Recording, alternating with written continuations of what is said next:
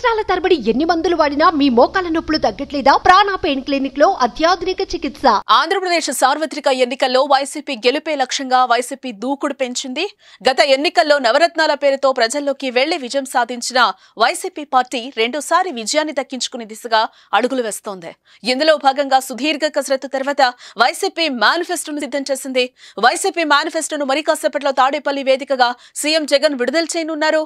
అయితే మేనిఫెస్టోలో ఏ అంశాలు ఉండబోతున్నాయనేది సర్వత్రా ఉత్కంఠ నెలకొంది. ప్రచారంలో దూసుకుపోతున్న వైసీపీ మేనిఫెస్టోపై ప్రత్యేకంగా దృష్టి పెట్టిందని చెప్పుకోవచ్చు. మేమంతా సిద్ధం బస్సు యాత్రలో ప్రజల నుంచి వచ్చిన విజ్ఞప్తులను పరిగణలోనికి తీసుకుని అమలయ్యే హామీలను పొందుపర్చి స్పెషల్ గా మేనిఫెస్టోను రూపకల్పన చేశారు వైసీపీ అధినేత సీఎం వైఎస్ జగన్మోహన్ రెడ్డి.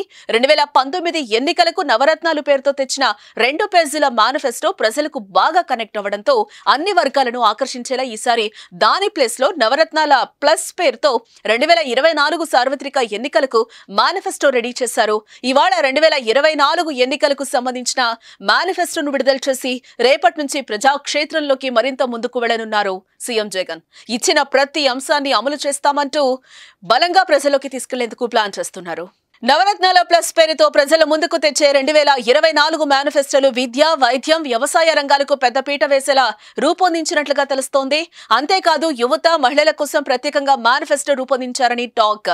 మరీ ముఖ్యంగా పెన్షన్, అమ్మఒడి, రైతు భరోసా, చేదోడు లాంటి హామీలను కొనసాగిస్తూనే వాటిని పెంచే యోచన చేస్తోంది వైసీపీ.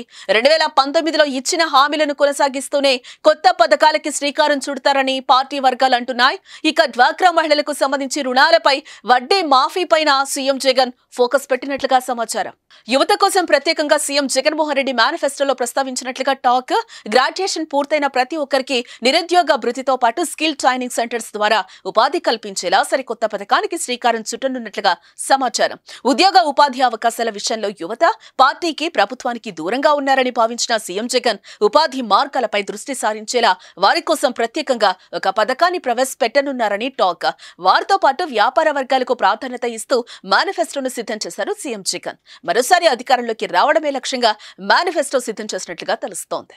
అయితే ఈ మేనిఫెస్టోను తాము మాత్రం పవిత్ర ఖురాన్, భగవద్గీత, బైబిల్ గా భావించి అందులో చెప్పిన ప్రతి అంశాన్ని అమలు చేశామని వైసీపీ అధినేత జగన్ ప్రజలకు వివరిస్తున్నారు.